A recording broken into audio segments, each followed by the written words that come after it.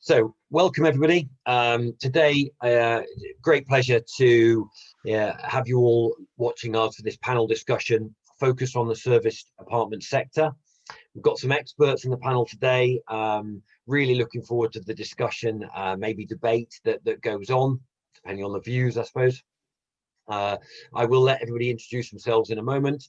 To introduce myself, my name is Roland Seddon. I'm Managing Director of MRK Associates. We are a revenue management and finance recruitment business, doing a lot, as you can imagine, with hotels, airlines, car leasing, service departments, and whatever. The recruitment side of the world has probably slowed down in those markets, as you can probably appreciate. So we've been organising numerous events, and we did a 12-week career planning seminar for people in the industry as well, where we did a seminar a week on different topics, which we got about 100 people a week seeing. So we've tried to add as much value as possible, and today is very much about that again.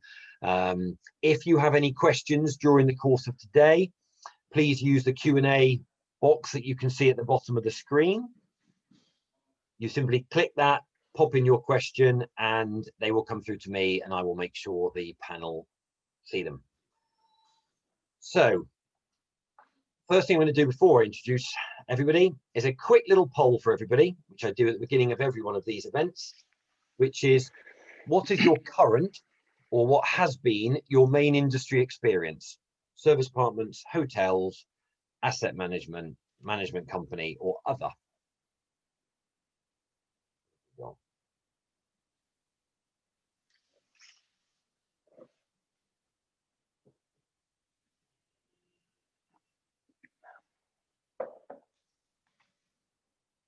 Okay, so I'll give that 5 more seconds. 5, 4, 3, 2, 1. Share those. So yeah, mostly service apartments, as I suppose we'd expect. A quarter of the audience being hotels. So I guess they want to see what they're missing out on in the service apartment sector. So good to have you with us as well. So if I let the panel introduce themselves, where they work, who they are, and what their business does, that's probably a good place to start. So over to Emily, if you'd like to introduce yourself. Hello, good afternoon, everyone. So I'm Emily Allen. I work for Bridge Street. I've joined the company in January as Director of Revenue Management for the EMEA region. Bridge Street had 2 sides of the business, the agency business and our own properties as service apartments, but we also have apart hotels and a small hotel.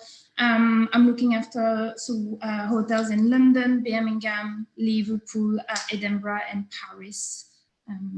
So that's pretty much it for me. Perfect.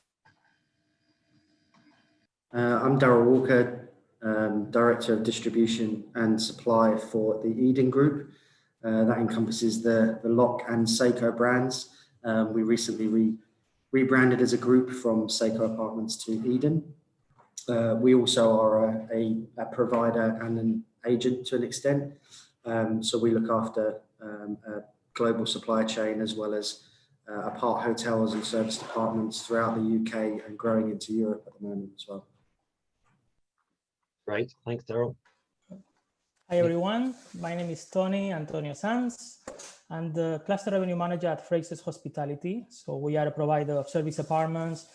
Our head office is in Singapore, and we also have the European region is located here in London.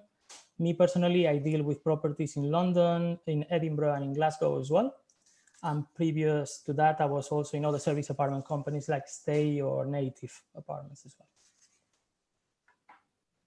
Good afternoon, everybody. My name is Liz Devaney. I'm the Sales and Revenue Director at Super City Apart Hotels. We're an independent apart hotel provider, and we've got properties in central London, in Manchester, and in Brighton. Hi, good afternoon. My name is Giles Horridge-Smith from Res Harmonics.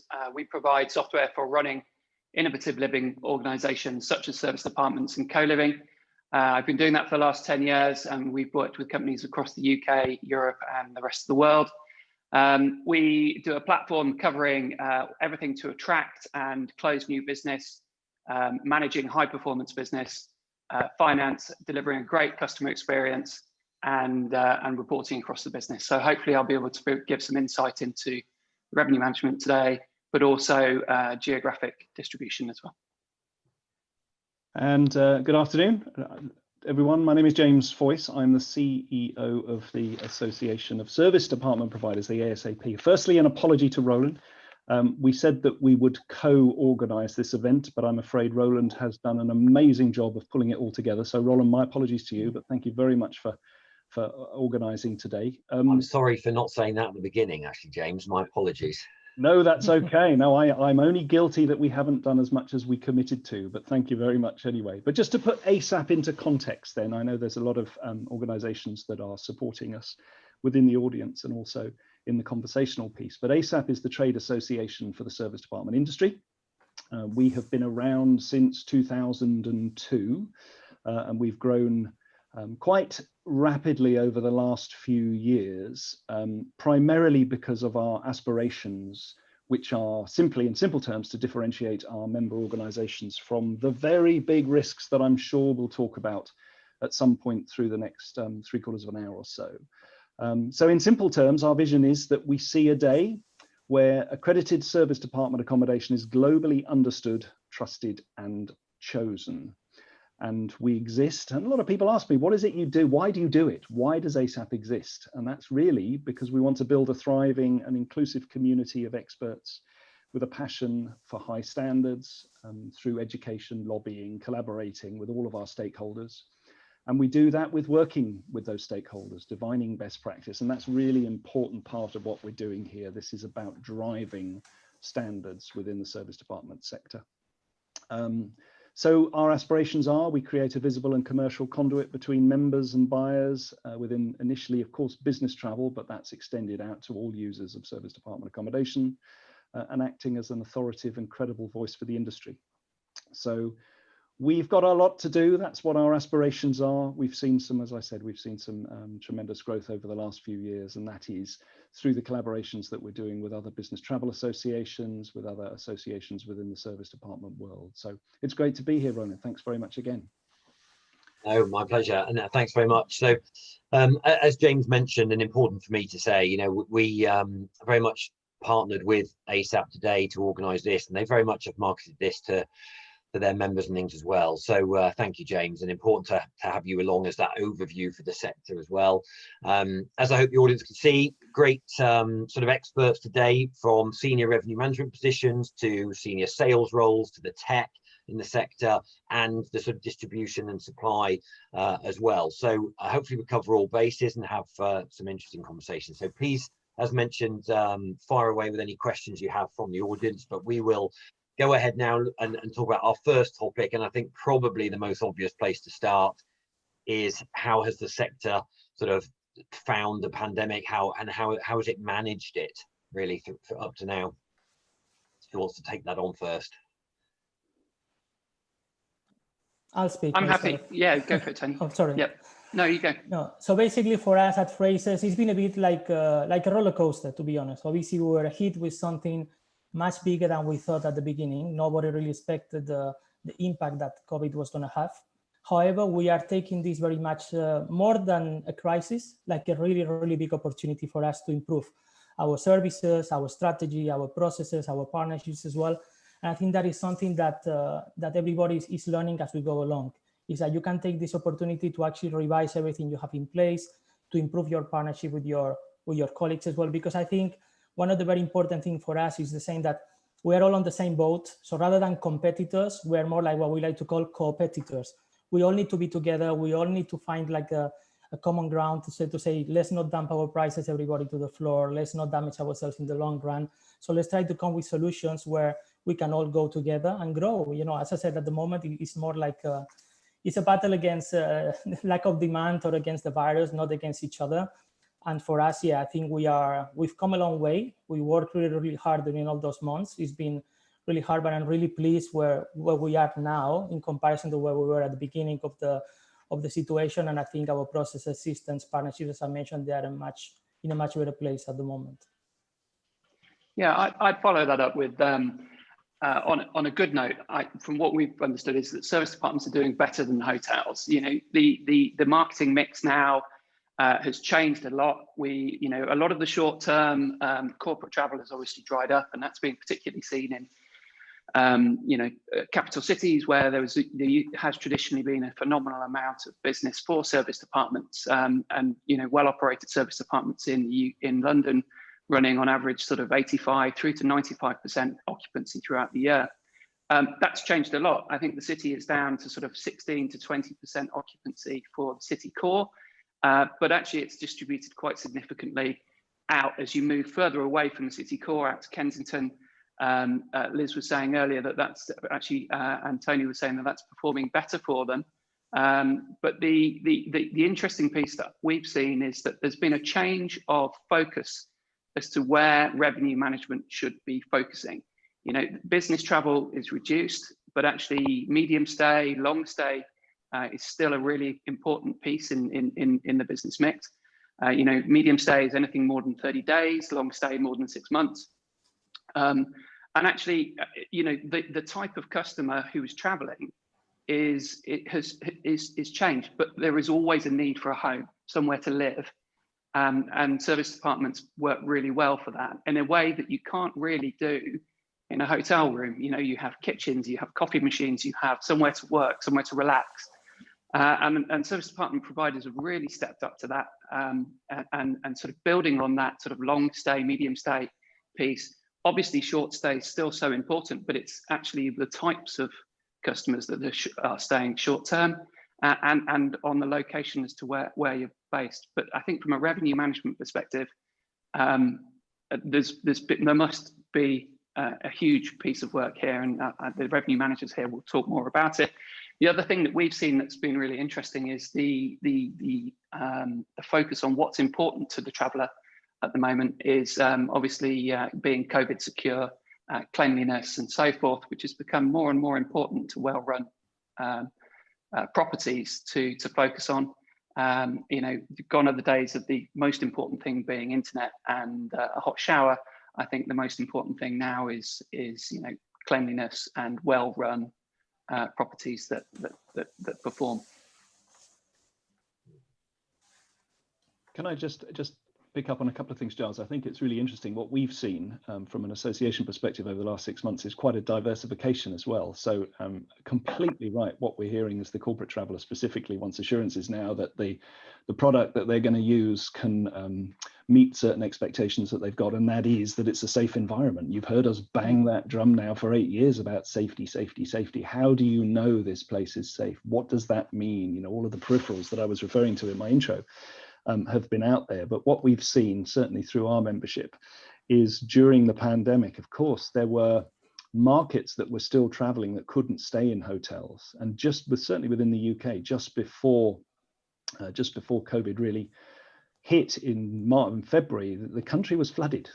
And there were insurance loss adjusters traveling all over the country, staying in hotels, doing their work. They needed somewhere to stay, of course, and they wouldn't have necessarily have used service departments at that time. So we've seen new opportunities sort of present themselves as a result of this, and I think that's really exciting.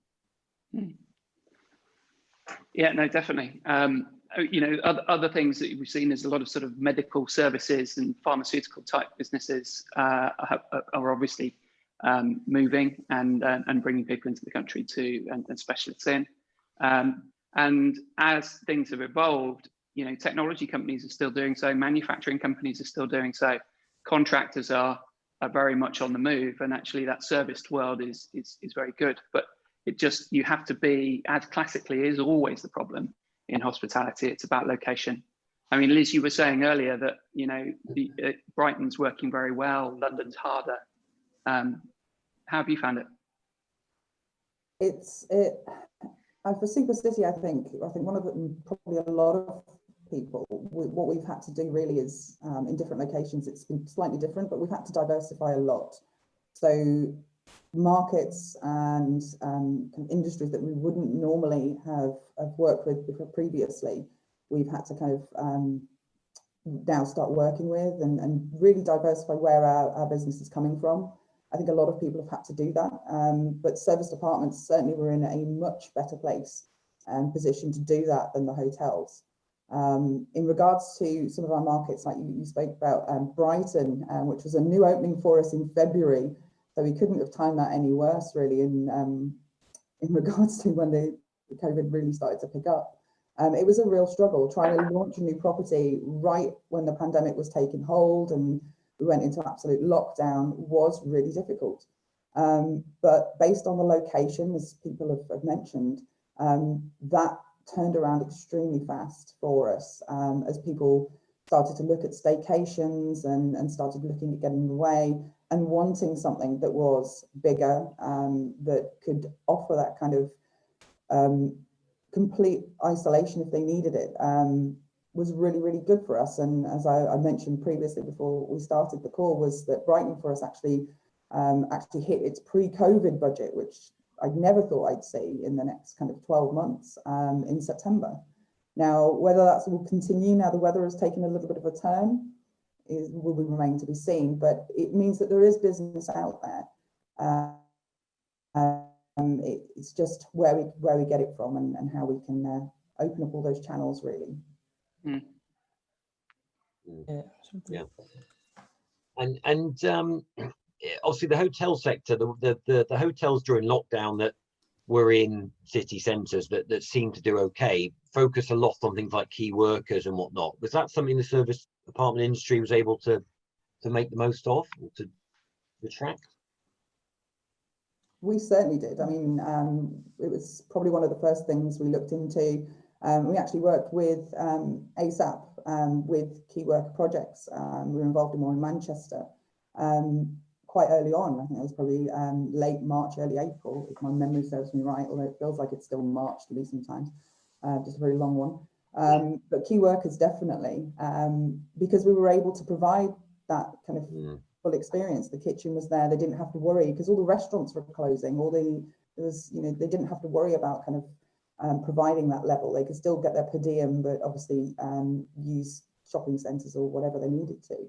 And I think the service department industry really did step up. There was a lot of examples early in the pandemic where we had providers, certainly across London, supporting all manner of key workers, and especially the NHS and the ambulance services when they were setting up the Nightingale hospitals, or we had providers get involved with like the fire services to make sure that they didn't have to travel too much, because that was a big thing. We were trying to avoid public transport right at the beginning, so these people still needed to be near where they worked, and there was a lot of providers that stepped up, provided that type of accommodation for key workers.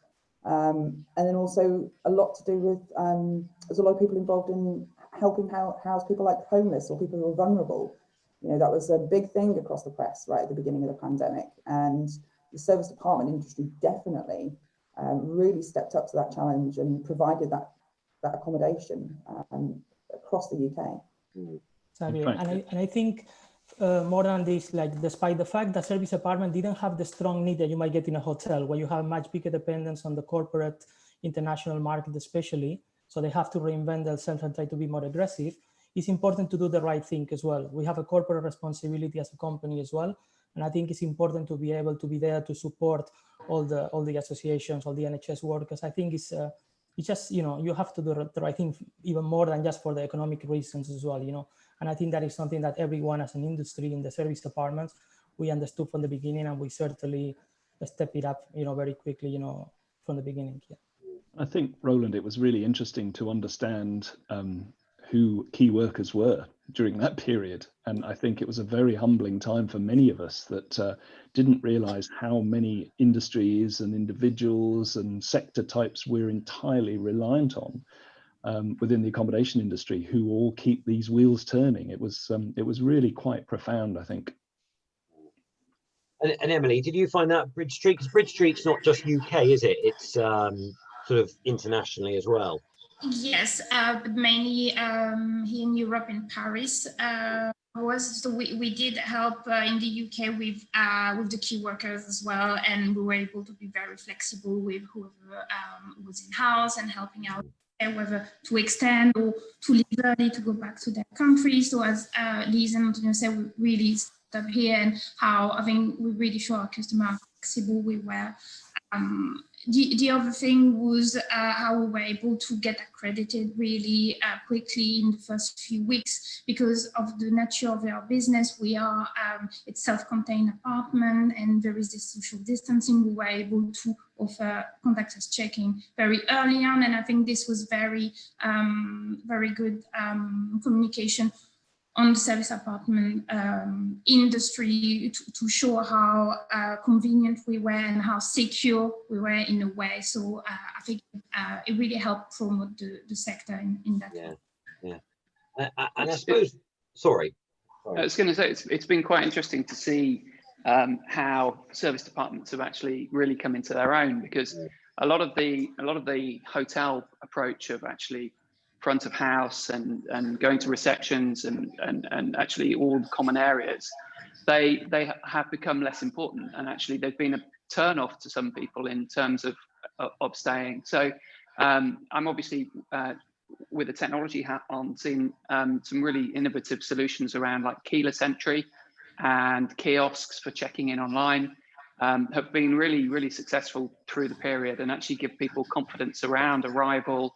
And actually online check-in, so that you check in online, provide your ID and so forth, have been popular because actually just makes it actually improves it and makes a more frictionless journey. And whereas hospitality has always been, five-star hospitality has been a lot of people interaction. Actually, the COVID five-star interaction is that the people sort of step away, but that everything is clean and ready and well provided for, and that's been really interesting to see. And when we talk about trends, I think that's certainly something that's going to continue. Yeah, and I mean, I guess actually leads us on quite nicely into. I was going to ask what people's predictions are for the next sort of 6-12 months, but I think prediction might be the wrong word. What are people's thoughts on what could be the future for the next 6 to 12 months? For the market, for perhaps where COVID's going, for what the service department sector is going to need to do. What are people's thoughts? Yeah, well, I think in terms of occupancy, I think it's quite clear that obviously it's going to come much earlier than ADR in that sense. So we expect definitely by Q4 in 2021, things should be getting back to regular situation, let's say, in terms of occupancy. Having said that, obviously there are a lot of factors that they're going to influence that. Obviously, as we see now, all the measures that we're putting in the different governments as well in the different regions within the UK, and the huge impact this can have from one day to the other as well. So that is something we need to have into account. ADR, as I said, I think it's going to take much longer because of the low rates on the market, because some people need cash flow and they have no other option but to do it as well. So ultimately, RevPAR, we assume around 2023, 2024, potentially can be back to regular levels. But that's something that, things like if there is a vaccine that is effective as well, there's so many factors that will affect. But it's a fun time to be a revenue manager now and trying to do your forecast and your budgets. I can tell you that, that's for sure. Yeah, finger in the wind for the budgets, isn't it? I think a little bit. Okay, and I guess other people's view on that is everyone have similar view to Tony there on that, or different thoughts? I think it's quite interesting. It's understanding the client base and when they're going to feel confident that they're going to be able to travel again, and that's what we've been trying to align our understanding with other trade associations that represent the business travelers, and they are saying very much that it's going to be a while.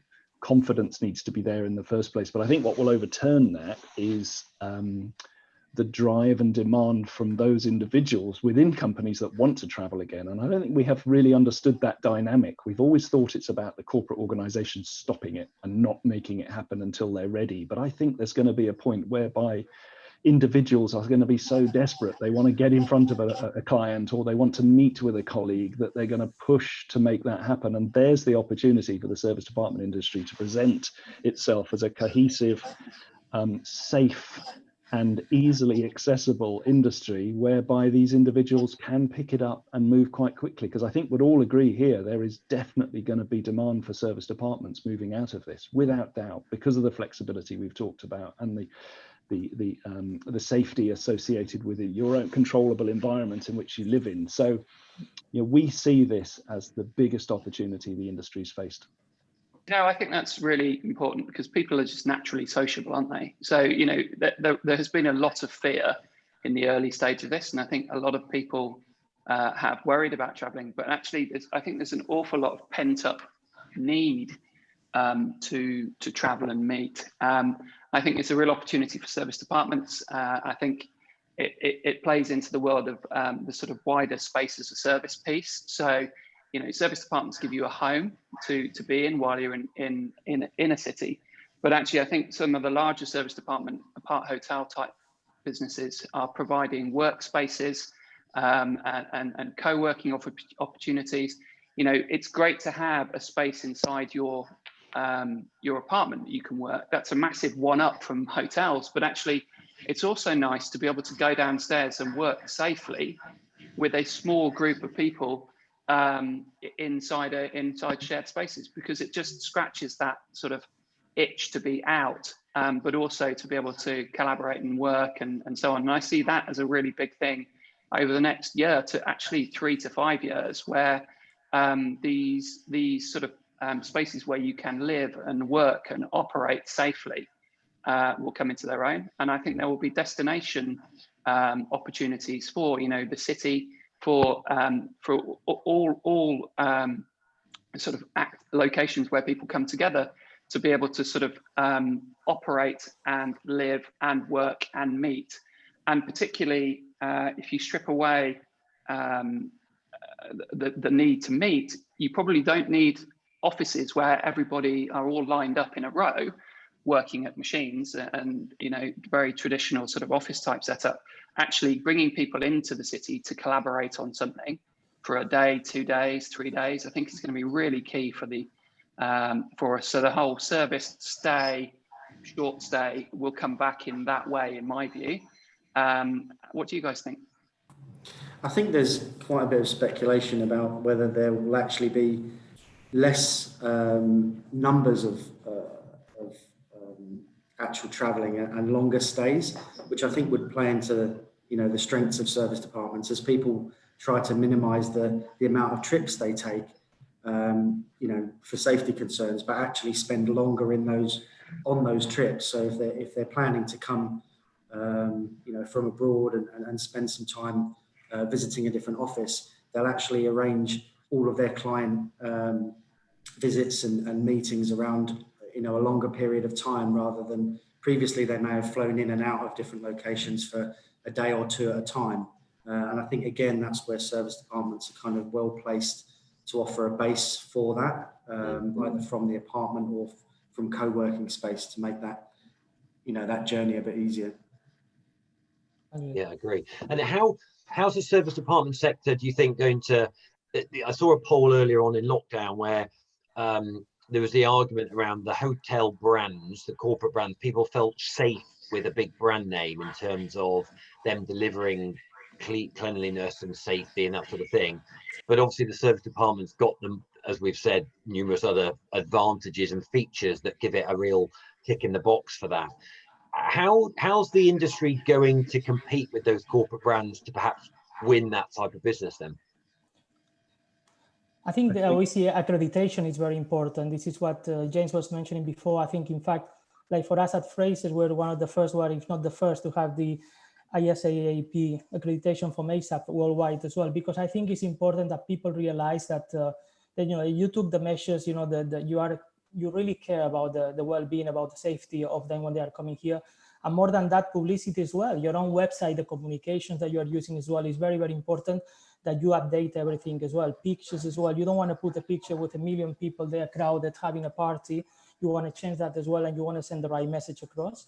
So I think as hotels have seen actually that the opportunity of extended stay is there. This is why so many are being so creative and trying to convert into more hotel room as a working office or stay longer with us as well. There's so many coming nowadays from hotels, but obviously they are not the service apartments. You know, we have the space, we have the kitchen facilities, we have this feel of home away from home as well that you can get there that you don't get in a hotel.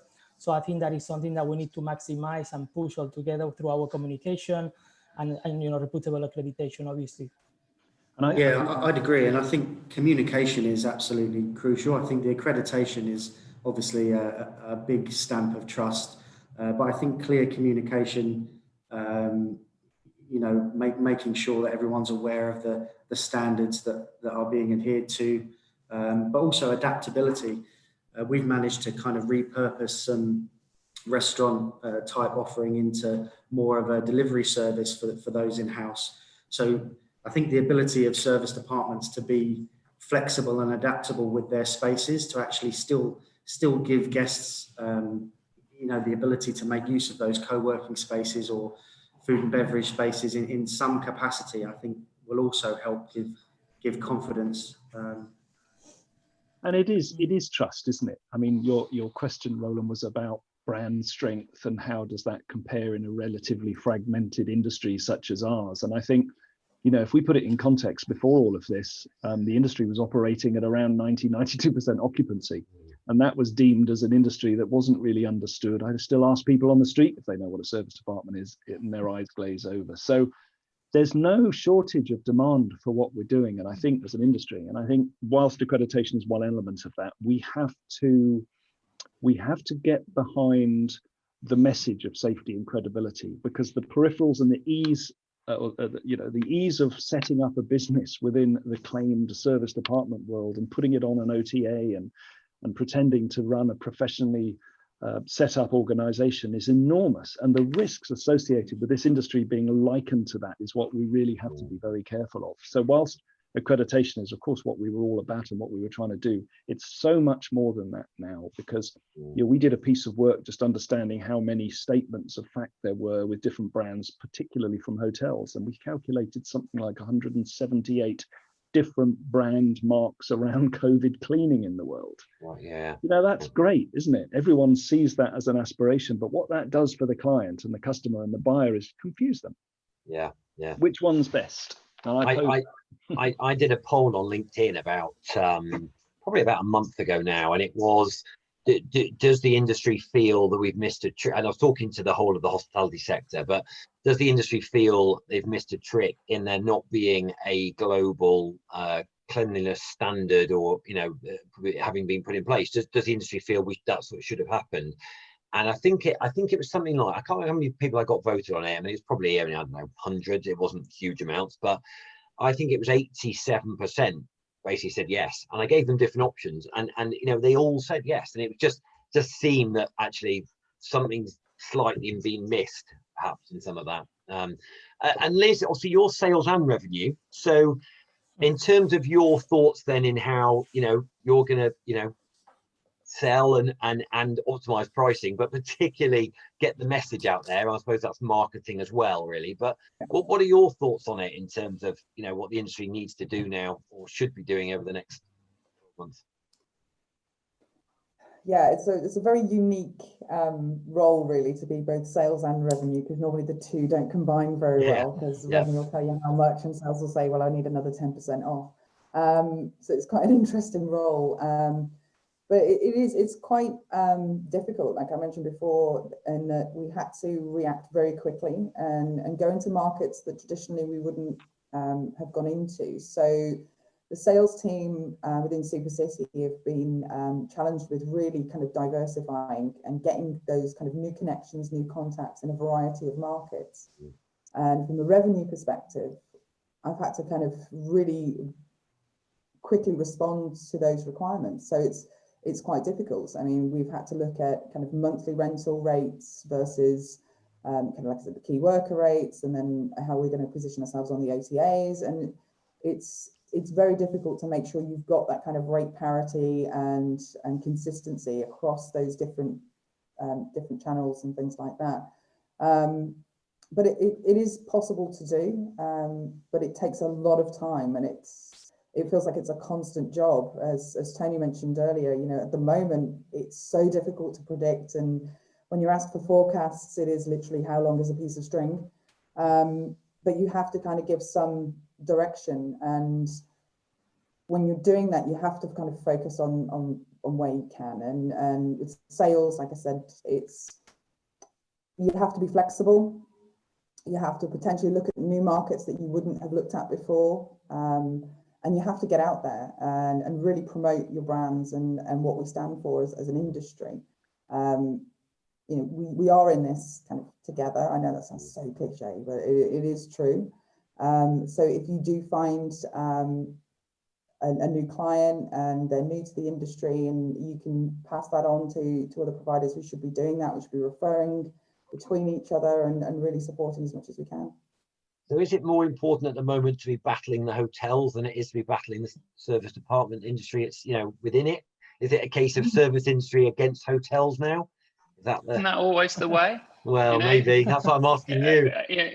I think service departments are sort of like, James, you were saying to me a week or two ago that it's only 1 or 2% of the entire hospitality piece, isn't it, for service department? So it is a battle, it's about actually really highlighting the benefits of what we all do.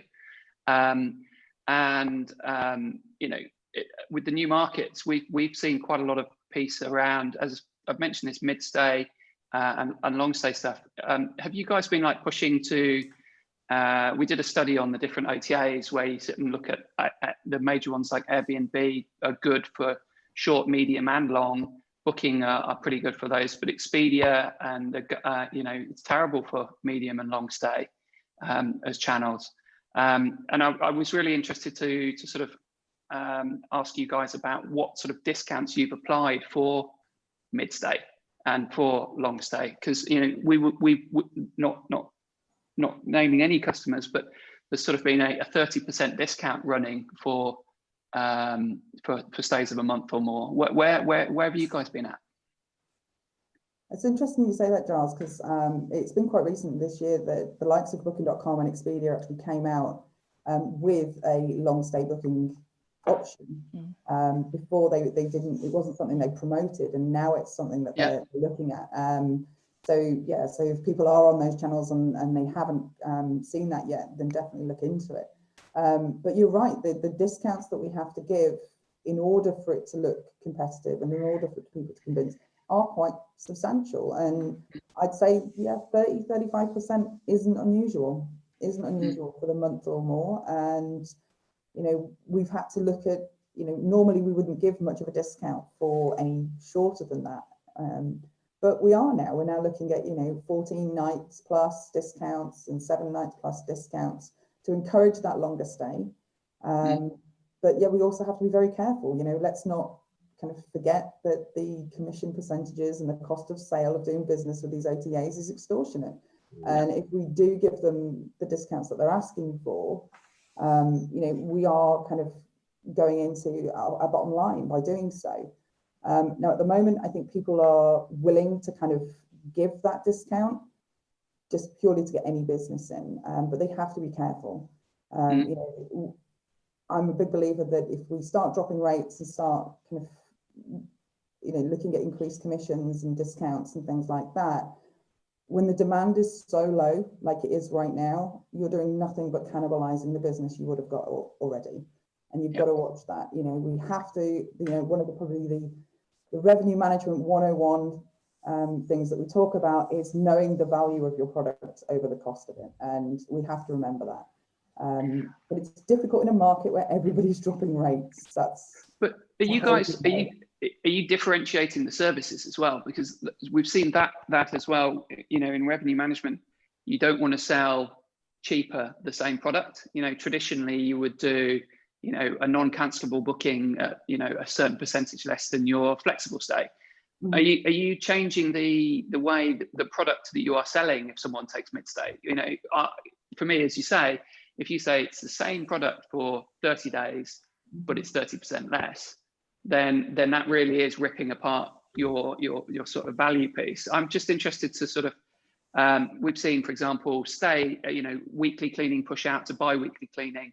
We've seen, less, introduction of acceptable use of heating and actually digital measurement of use of utilities, so that you can actually say, I'm not talking in the UK, but we work with people in the Nordics and in Asia, and actually they're looking at very interesting ways to reduce the operational cost of delivering a lower price.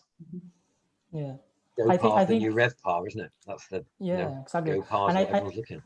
And I think you need to be understanding as well. I think it's definitely important to modify slightly, at least the housekeeping piece, because there is also more costs associated with the fact that extra measures are being put into place. Even though service department has always been obviously extra clean, we always took the right steps, but we're doing even more products, different procedures, different things that we're implementing. So this needs to be taken into account. And if you don't want the guests to pay for that, obviously, because you need to be competitive within the market, and you have no other option but to try to reduce at least some of those costs. So for us, for example, we are understanding sort of based on our forecasting occupancy, understand how many units we are supposed to have empty in any case. So we are willing to commit a certain amount for a longer period at a lower rate to help us with that. But yes, on those ones, for example, we're not offering daily housekeeping that we may have in some of the property. We might only offer weekly or even bi-weekly, as you mentioned. So yes, definitely we are looking into that as a factor, because I think that is something that we need to take into consideration for sure.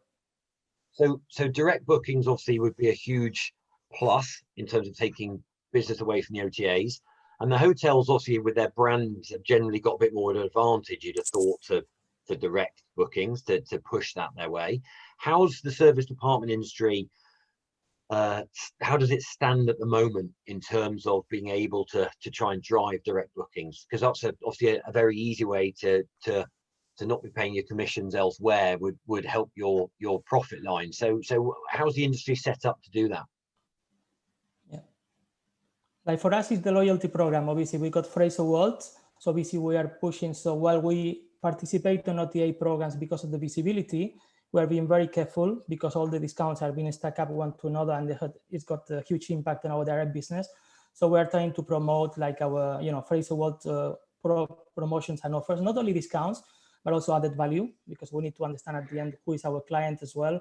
And also because of the risk of the different segments is very different. It's not the same corporate, especially international, than domestic. So we're trying to put different offers and promos, good communication, contacting, understanding a bit more with certain CRM systems. Obviously, you can understand a bit better the needs of your particular guests, and then try to personalize a little bit the offering.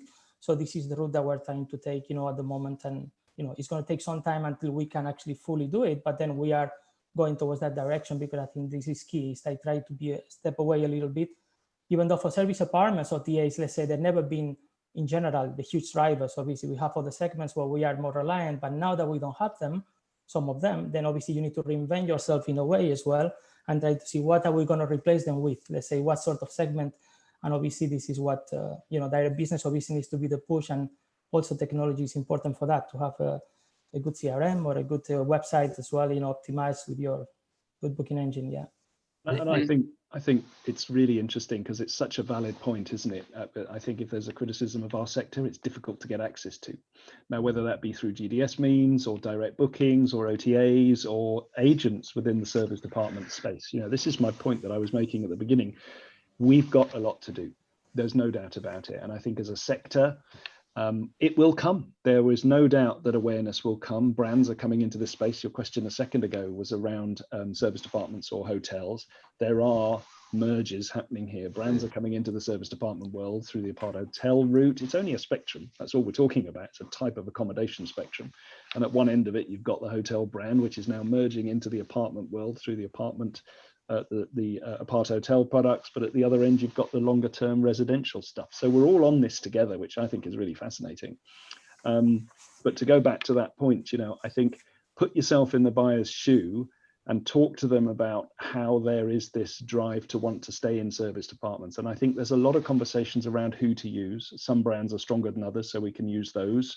The smaller mama and papa style operations that has traditionally been around within the service department world is getting stronger and bigger. There's more acquisition. So it's definitely coming, but it's been a long journey, I would say, certainly. Yeah, and in terms of the impact on direct, I think we shouldn't forget that your ranking on OTAs and your coverage on OTAs has a direct impact on the amount of traffic you drive to your direct sites. So actually, by optimizing your coverage on OTAs, you will actually receive a lot more traffic from those OTAs to your direct site. So I think that's, they are complementary as well as competition in this respect. So if you're ranking quite poorly on OTAs, the traffic that they're going to be able to deliver to you in a kind of billboard effect is going to be reduced. But I think once you have them on your website, I think that's where that's where you can drive the kind of rich and personalized content that an OTA just can't deliver. An OTA is a big list of content, right? It's very standardized. Everything is very structured and delivered in one generic journey. What you can do with your own site can far exceed that. You know, the content can be richer, the experience can be layered. You can also create packages that can't be created on OTAs. So there's quite a lot of optionality there. But I think using them in a complementary way will help drive direct. And I think they are there to drive business that you can't acquire yourself. I know that international markets are probably not the most productive at the moment, but OTAs have always been excellent at delivering customers that are hard to reach. So in different parts of the world that marketing is, you know, difficult to create that demand, they've been excellent at that. I think you make a really good point, which is actually people coming from the OTAs. There will be some people who will always book through OTAs because of the ease of doing so.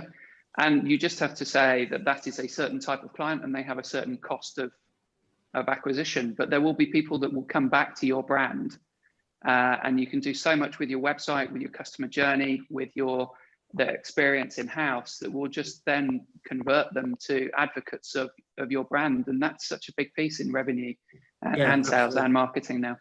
Absolutely. The ideal is to acquire the customer via an OTA and then repeat customers should be coming direct. If you've sold that experience and you market to them well and they've enjoyed the product, there's no reason why they should continuously book via an OTA unless it is obviously a lot easier, that the booking journey is a lot easier. But you have the kind of the competition up front, which is around the content where you can steal that business via the content that you can.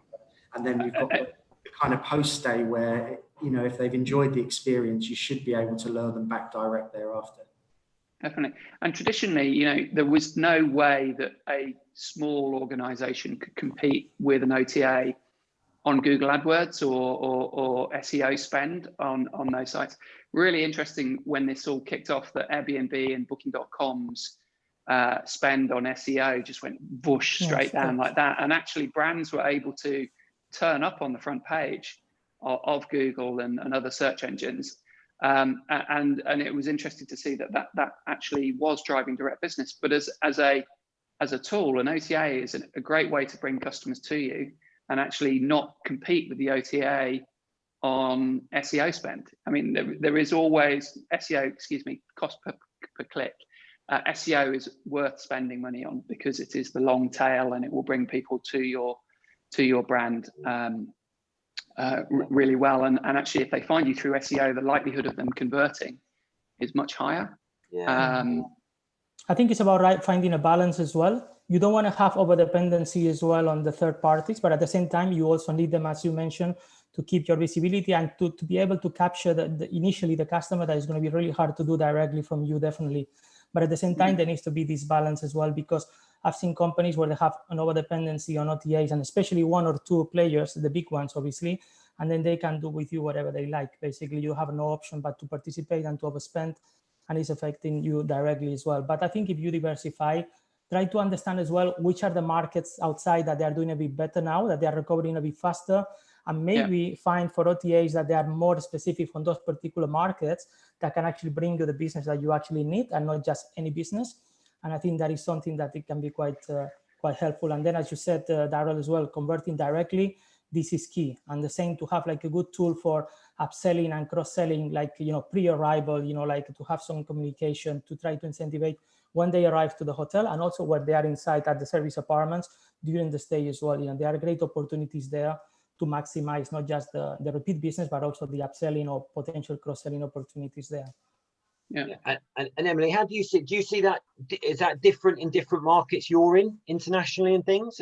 How does that work for you? Definitely, and we've seen that as Daryl mentioned in one of our markets like Birmingham, where we see customer booking 1 or 2 nights for the OTAs, and then once they get in and they like the property, they actually extend direct, and it happens very often, or they then come back every week because they are here to do some project work, but because before they were used to hotels and now switching to apartment. I think it's a bit of a testing ground for them. So they go on Booking.com, Expedia, they find us, and then because they like staying with us, then we create that direct relationship. I think this is where we have actually converted hotel customer to service apartment customer.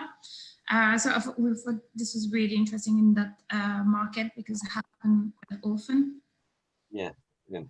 So last few minutes, we've also got the question of tech, which we haven't yet discussed, and I guess this covers a couple, obviously all areas of the business, as it were.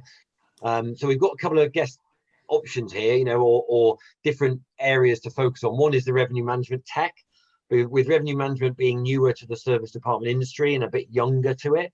I guess there's a question of, has that helped because it's newer in, therefore people have been able to bring in the new tech, or because it's new, have they not invested in the tech? So you've got that revenue management question, but also I suppose that question applies to the industry, to service industry as a whole. How good is the tech? Is it, with it being a younger developing industry, does that mean the tech's not been invested in? What are people's thoughts? Can I chip in here? So yeah, please do, Joe. You're the perfect person, aren't you? So we obviously do tech dedicated to the service department industry, and we did that because actually it's a niche, and it is quite different to service to hotels, and it is also quite different to vacation rental. So we've positioned ourselves in that world of between long stay residential and short stay delivery like a hotel. The use of tech in service departments is absolutely critical. For the biggest piece, we've obviously talked about the revenue management and the web sales piece. I'm just being blinded. I'm going to move slightly to my left. Suntan as you're doing it. I am. Where it really helps with service departments, where you get quite a lot of diversified portfolio, where you have buildings in a lot of locations, is reducing your operational costs, reducing your operating costs in terms of your finance piece, and actually providing a really, really good guest journey. And it dovetails in exactly to what we've been talking about of claiming customers for your own, is the better the experience for the customer when they arrive on your website, the more personalized it is, then the better the communication is, so that you can automate a lot of the communication that goes out. And that can be personalized to the type of guest that's staying with you. The booking process can be very quick, and you can do the 1, 2, 3 step booking process is really important for people to be able to book online on your website quickly, but also to be recognized when they come back. When you're using good tech with good CRM in there, then actually you can also use that to do direct selling to your customers. Once they've stayed with you, you should be segmenting them and saying, right, these are independent business travelers. We send these type of marketing messaging to them. These are corporates, these are agents, and tech will help you with that all the way through to the operational piece. Our platform, for example, will schedule all your housekeeping. It can ensure that the housekeeping is done quickly, but you can also ensure that it's done cost effectively for you. You understand how long it's taking and therefore what your costs are with it. We will generate invoices for your stay automatically. That massively improves reduces the amount of admin associated with creating and servicing the stay. And also your customers can log in to a portal and understand where their bills are at, how to get in, how to do activities within the property, and also to sort of communicate with the property through messaging to report maintenance issues and so on. And that's a big area of growth for us and in the industry, is that sort of guest app in your hand, and improving that sort of customer experience that's going very well with it. And also making that arrival journey very easy, as we touched on earlier, kiosks to allow people to check in. It helps with that sort of COVID type view on the world. You can just register and arrive, or even do that before arrival. And then also to use mobile keys to allow people to book, check in online, and actually use their phone as a key. It massively reduced operational costs. It's not detracting from the customer journey at the moment. And this world is growing and growing and growing. I hope that we'd have the opportunity to talk to people about that. But there are obviously companies who are focusing on individual elements of this tech as well, to cover it. And it's I think critical to maintaining your competitive advantage these days. Yeah, it's great to have bespoke design tech for service departments, because they do sit between hotels and vacation rental properties in terms of software. There's a glut of software for hotels, and there's a glut of software for vacation rental systems, but something in the middle is tougher to find. I think there's also a number of different systems that the industry can put a little bit more pressure on to develop functionality that helps us. I remember setting up service departments on OTAs over 10 years ago, and it was a difficult discussion to have. I had to convince them why we were professional enough to be listed with them, and explain we did have a reception, and dispel some myths. It's moved a lot. Now OTAs have functionality that makes it easier for us to list, but also it's revenue management systems, it's channel management systems. I think the big thing that they miss still, and we need to keep putting pressure on, is around length of stay. There's still not a huge amount of length of stay functionality. So, we'd ideally like things to change and move based on length of stay, which is something that, hotels don't have that differentiation where we have so much short stay, mid stay, and long stay. However you clarify that, in terms of number of nights, there's a very clear and different strategy for each length of stay with service departments that most software providers still don't provide for and can't get their heads around. So I think that's an area that if we can put pressure on software providers. Yeah, we've been tackling that actually, Daryl. I think that's a really good point, to be able to do. In our platform, you can do daily rates, weekly rates, monthly rates. You can bill monthly anniversary for calendar monthly. And we also do the contract signing. So with long stay, you have a lot more legislation to have customers sign ASTs or contracts or licenses. But they have their own challenges of falling into landlord and tenant legislation. But you can overcome that by providing services, which means that the customer doesn't have a tenancy. But all of that is key to specialization on this industry, and that's the sort of thing that we focus on. And I hope we've been doing this for 10 years now in service departments, and we're seeing it growing and growing and growing as a business. You're right, these are not hotels, but they can be used like a hotel, but they're a really good residential asset. And that stretches from 1 day to 365 days or more. Yeah, good. Just conscious of the time, actually. So probably have to call it a day there. What I would ask of anyone in the audience, if you feel there's other topics you would like to know about, then please drop me a line. And actually, what I will do very quickly in the chat, all panelists, I will pop my email address. So if anyone's got any other topics or conversations they'd like to have, that sort of thing, please drop me an email. We either organise another event in the future, or I can pass you through to one of the guys, to one of the panelists to talk about. So before we go, I'm going to put you all on the spot, and you've got 30 seconds to give your main takeaway for the audience. What would you say is the main takeaway you've got for them? Bear in mind, 3/4 of them are in the service department sector. So it could be to the quarter who aren't, to say, hurry up and join.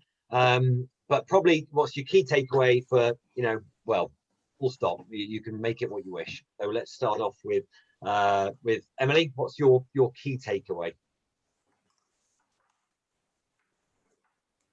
Just to be very flexible and think about the customer, because this is how you build loyalty, and hopefully when everything goes back to normal, they'll come back to you.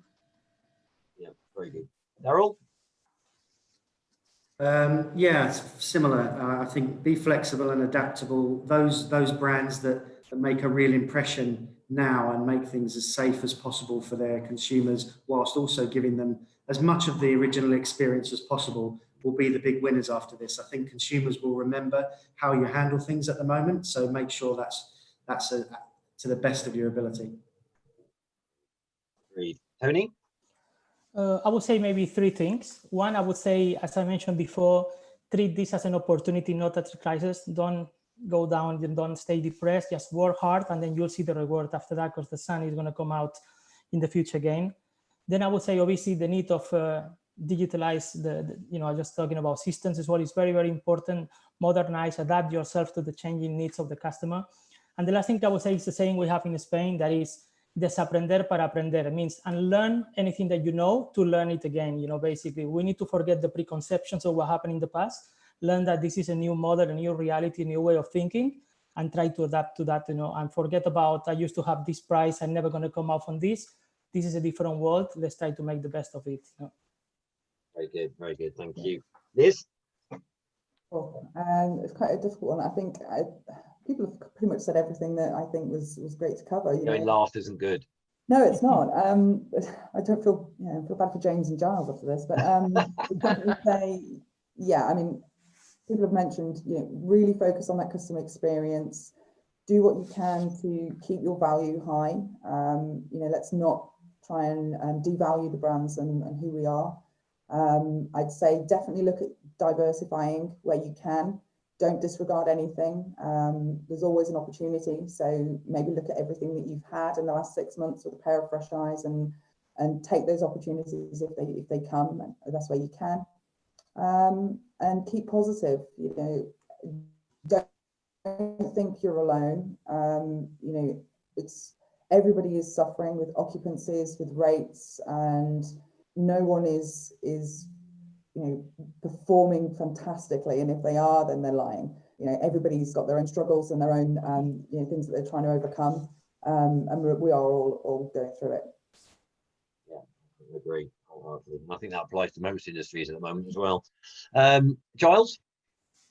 Thanks for not leaving me till last. That would have been really unfair. I think the biggest thing takeaway for me is, obviously, other than using technology to reduce your operating costs and look after your customers better, that what this is really highlighting is that your residential assets can be used short stay, mid stay, and long stay. They have different characteristics, and different pricing, but you should change your operating model so that you make a good return out of each way of operating and set your business up to make money out of long stay, to make money out of short stay, and make money out of medium stay. And think about it for the future, because blends of long stay, medium stay, and short stay can happen in big blocks. And so one of the big things for our industry is that if we are only 1 or 2%, it's because we are fragmented. And actually, we need to make sure that we get funding from funds, from people to buy buildings and build brands that can run in that manner. And having that flexibility of delivering that model is there, and we should be making the most of it. Yeah, great. James, you don't have to give a takeaway if you don't want, but you can sort of close us down a bit if you wish. I'd like to, but I think it's really important we don't forget this is the hospitality industry, and this is about people more than anything. And I think that underpins everything we've said today, that without delivering a product that at least meets the customer's expectations, then there's no business there ultimately. And I think we run the risk, if we're not careful, of forgetting that this is about people. This is about delivering something that meets their expectations. So that's the first thing. Secondly, for those organizations, as Liz was saying, that are out there that are struggling, there's a network. Here's a fantastic network of people And I've never seen so much collaboration over the last 6 months that we've experienced in the last 6 months. It's really been truly humbling. So pick up the phone and speak to somebody. It's going to be tough. The next few months are going to be tough. Remember, it's about people, deliver an experience to those people that meets their expectations. And if you need help, talk to people. Yeah, absolutely agreed. And I second that. You know, the message I'm hearing from everyone in every industry is we're in this together. You know, it is a, you know, this crisis, this pandemic has hit every industry really. So very, very few people have got through it unscathed. So, you know, keep positive. I agree with that. And, you know, we will get through it. And then when we do, those that do the right things will be remembered in a very positive light. So, yeah, keep your chin up and keep going, I think is probably my takeaway. So thank you, everybody. It's been a pleasure. It's been great to hear views and thoughts and whatever. Thank you to the audience as well. As I said, if anyone has any questions, please feel free to drop them through to me on email, or drop me an invite on LinkedIn, and we will, I'm sure, meet again. So thank you very much, everyone. Been a pleasure. Thank you. Thank you. Thanks all.